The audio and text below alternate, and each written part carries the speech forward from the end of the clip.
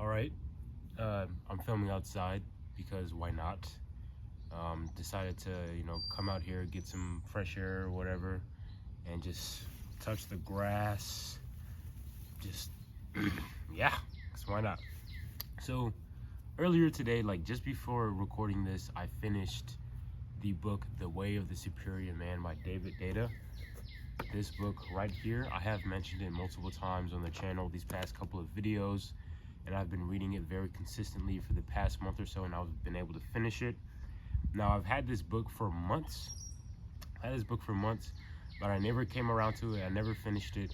And just now, I'm just finishing the book, and I'm like, it's been a really good journey in order to do so. Now, in terms of the content of the book talks a lot about the masculine and the feminine polarities when it comes to attraction, sexuality, ways of doing things. And with the way he was talking about how most women will go about certain situations, or how most men will go about certain situations, I find these things to be very true.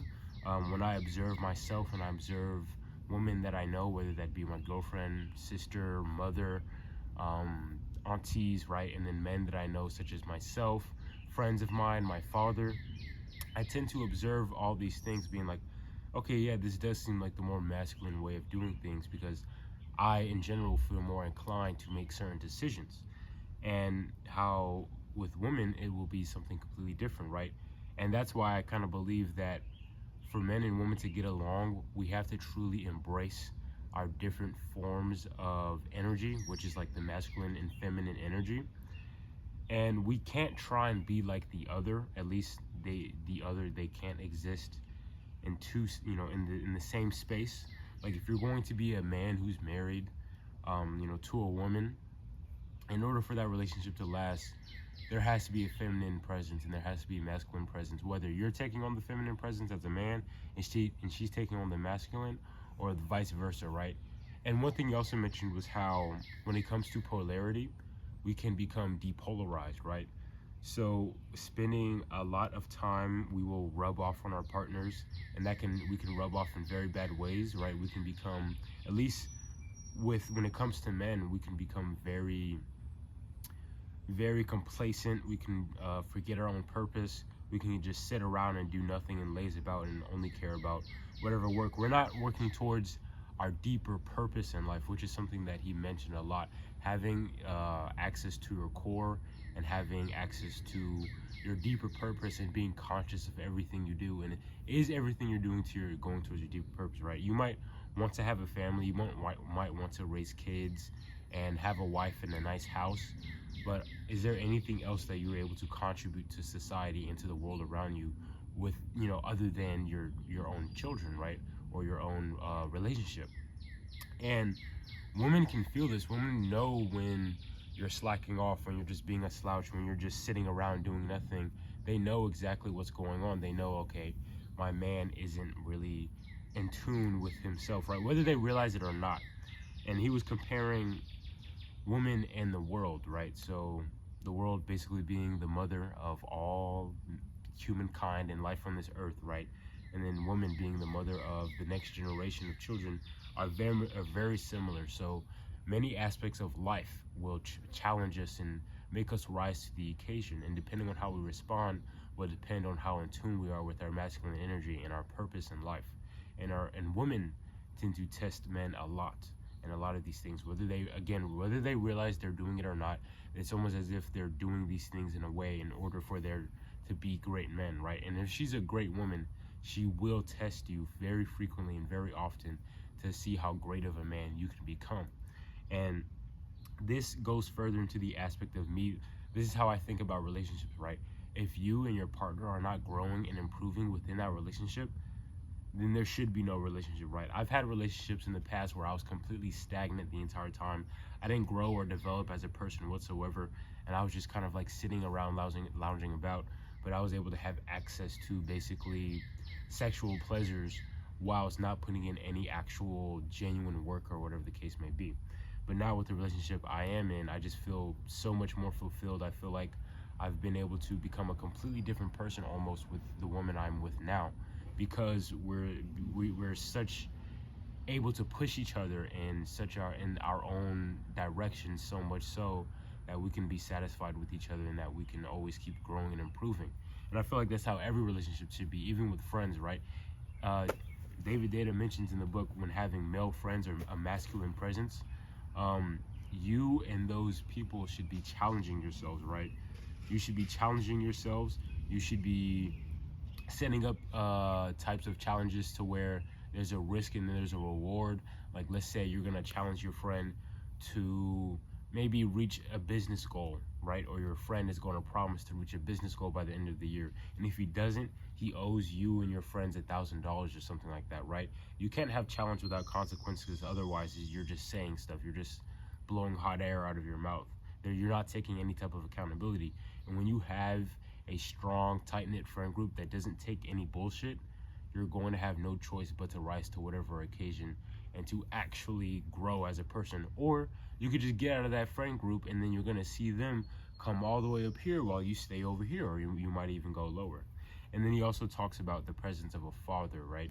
Depending on what type of father you had present in your life, you could have been incredibly challenged as a boy, like how I was. I feel like my father definitely challenged me. He wanted nothing but the best for me, and he would have me do like sports and stuff like this and sign up for things in school, let me see how my grades are doing. He would even make sure I had good friends in my life, so that way I wasn't following under some type of bad influence or whatever the case may be. But some people don't have that type of father figure. Some people might not have a father figure.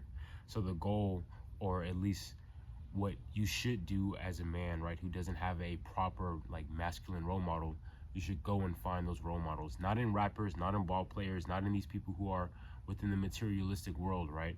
You should find people who are genuinely succeeding and they are satisfied and they are successful in their life without having to be without having to divulge in these behaviors that are seen as hedonistic or seen as degenerate, right? People who were able to get their money in respectful ways without having to slander or put down or take advantage of anyone. And I think that's like the best type of role model to find. If you don't have that type of father figure or whatever the case may be, then you're gonna have to scour the web, right? I'd say good examples, I can't really think of, but good examples would be Greek philosophers, ancient Greek philosophers, right? And some Roman philosophers as well. Those would be very good examples, right? Stoicism, things like that. I've been reading books from Marcus Aurelius to Epictetus, right? And I've learned and gained so much knowledge from that. Even just some other philosophers like Friedrich Nietzsche. Those are pretty good examples of like good masculine male role models who challenge the current worldview or the worldview of their time, and they want to do nothing but to push themselves, right? Another thing, so about pushing yourself, there's something he would call your edge in the book. So living beyond your edge, right? Or living on the edge. So basically getting to the maximum access of your fear and your capacities and your abilities, and applying 100% of yourself every single day to every situation you're in, so that way you can challenge yourself and you can grow from that, right? And you're leaving the comfort zone. You're leaving your comfort zone and you're creating voluntary discomfort, which will do nothing but grow. And then going back to having male relationships, having those male relationships where they all push you and they goad you on into stronger and better challenges, this will allow for you and those people to do nothing but succeed in life. And again, I think it's just incredibly great to have great and respectful friends who are willing to do certain things to make sure that you're doing well in life, like talking to you, like calling out whatever bullshit and excuses that you have for the world, so that way you can take on the world and grow as a man, as a superior man, as the book states, of course. In the second to last chapter of The Way of the Superior Man, it talks about restoring your purpose with solitude, or within solitude, or with other men, right? With those masculine presence of friends and stuff like that. But I want to focus more on the solitude aspect, which I thought was very, very interesting. So he brought up austerity, and austerity is basically eliminating all comforts in your life. And with how life is in the modern day, we have so many comforts that we take advantage of that are actually destroying and killing us slowly. So that could be TV, laying in bed all day, masturbation, pornography, even women, junk food, Uber Eats, your car, right? Air conditioning, right? Just even small stuff like that, right? That we kind of see as survival needs. And what we do is we do nothing but abuse those things and take advantage of those things. And by having comfort and distractions, our phones, example, social media, YouTube, streaming services, having all those distractions is what keeps us from being able to find our purpose and to actually access our masculine core and to be able to challenge ourselves, right? So he was saying sit in isolation, don't consume any type of media, right? Especially like sitting down when you're pooping on the toilet or when you're eating, right? I mean, how many times are you watching YouTube when you're eating? You might be watching this video right now eating a meal, right? But instead you could be turning off the video and just sitting there in isolation and silence, and you'll kind of have access to your own thoughts, and you're going to be a lot more considerate of what it is that you do at any given moment. By eliminating certain discomforts and always being uncomfortable. Example, me, I don't sleep on a bed. I don't have a bed. I don't have a bed frame. I don't have a mattress in my room. I sleep on the floor. I don't sleep on the bare floor, but I have a duvet, which is like just a blanket that I lay down on the ground. And then I have a pillow, and then I have another duvet, which I cover myself up with at night. And that's how I sleep. I've been sleeping like that for almost like half a year now, right? And you get used to it, but it was uncomfortable at first. So it pushed my body to literally toughen up and harden against the hardwood floor. See, I have hardwood floor in my house, right? And when you just thinking about it, you think you're this tough guy who can do all these things and stuff like that. Bro, lay down on the floor. Bro, sit down on the floor. Have your bare ankles and your bare hips and stuff like that on the ground. It's uncomfortable. On a hard surface, it's uncomfortable. But now it's not uncomfortable for me. My body is literally hardened and toughened physically in order to withstand the pressure of my skin meeting hard ground, right? So that's a comfort that I've eliminated. Another comfort I've eliminated, at least within my own home and within my own room. If you haven't noticed, even now, right now, right? If you haven't noticed in my videos so recently, I sit on the floor. I don't have like a regular chair. I don't have a table that's yay up this high. I have a table that sits close to the floor, and I have like this floor chair that I can like fold and recline. And that's what I sit on, right? I do that most of the time because if I'm in my room, I'm mostly working. Most of the time, I'm just, doing whatever in my room. And that's uncomfortable. It's uncomfortable to sit in positions that you don't sit in for a long period of time that are actively challenging your mobility and challenging your dexterity, right? Just think about how early man lived. Early man didn't live with chairs and sofas and couches, right? They lived sitting on the ground and moving around on the ground 24/7, and they were able to get in deep squat positions and sit in those positions for possibly hours on end, right? But whilst we kneel down and we feel our knees, it's almost as if we're creaking like old people, right? And that's because of the constant comforts we have. When it comes to social media and TV and television and video games, we tend to misconstrue our own purposes with what we see out in the real world, or not out in the real world, but out in those media, which we end up thinking are the real world. So we end up comparing and contrasting our lives to what it is that we see on the screen, and we end up chasing for all these things, becoming more and more materialistic, right? So just having that time to yourself, by yourself, even if it's just for 10 minutes a day, like meditation, or just sitting there in silence without moving, that can be so beneficial for clearing up your mind, right? That's why meditation is so very important. And he talks about meditation. He even talks about breathing, which is very important. And one of the most important things in this book, by mentioning the sexual polarity between men and women and sexual energy, and being able to convert that energy into something so much greater than just releasing it out into a woman, or releasing it out into your hand or into your bed, or whatever the case may be. By holding it in and then breathing, having proper breathing techniques, or being able to be more conscious of yourself in a situation when you start to fantasize, or when you start to be aroused, or when you start to get horny, right? By being able to take that energy and being conscious of why you have that energy and what you're feeling, convert that energy into something that will boost your creativity, boost your intelligence, boost your willingness to do harder work, right? All of those things, which I think is very important, right? because again, energy cannot be destroyed. Energy cannot be made. It can only be transferred. And when you have all this sexual pent-up energy that is literally has the ability to create life on this planet, and you're using that to put life into something else like a business or a YouTube channel, or into a painting, or into music, your work will have so much more benefit and so much more value to it, because you're devoting that exact type of energy that can create life on this planet into something that will be incredibly beneficial for the world, right? So that's why I think it's important that, you know, as people, as men, that we find other things that we can offer to this world other than just our own flesh and blood.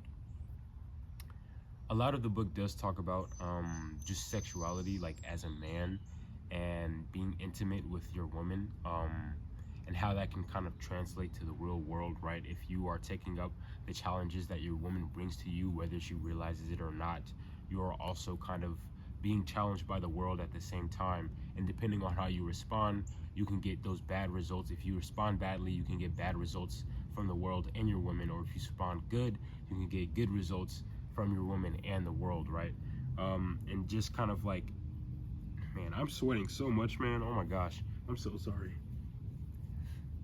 And by giving certain practices for you to, you know, for you to do, a lot of it is also spiritual within the book. A lot of things are also spiritual, so that's very interesting. It's not like he's pulling out the factual scientific numbers or whatever the case may be.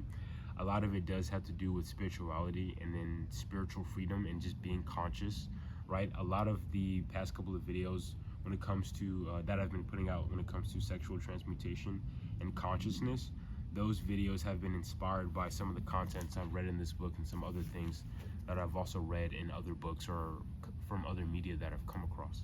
So definitely check out this book, The Way of the Superior Man, David Deida.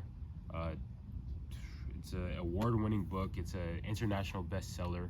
He has multiple books, but I haven't read them, but I've heard that this was like his best book. I got this book. It's been a great read. If you really want to see how you can improve yourself within relationships, within spirituality and consciousness and mentality as a man, definitely read this book here, right? You know, and this isn't just for young men, this is, or developing men, this is for anybody. This is for anybody. You know, if you live now currently 40 years old with children who are in high school and college or whatever the case may be, definitely you can pick up this book. If you're 18 years old just starting out life, you can pick up this book. If you're in your mid-20s or your 30s, right, and you're just now getting your career in line or whatever the case may be, you can still definitely read this book, right? If you're in a relationship, or if you're not in a relationship, you can read this book, right? I think it's a very great read. But yeah, that's about it. Hope you guys enjoyed the video. I'm hot. I'm over here sweating like crazy. But yeah, peace out.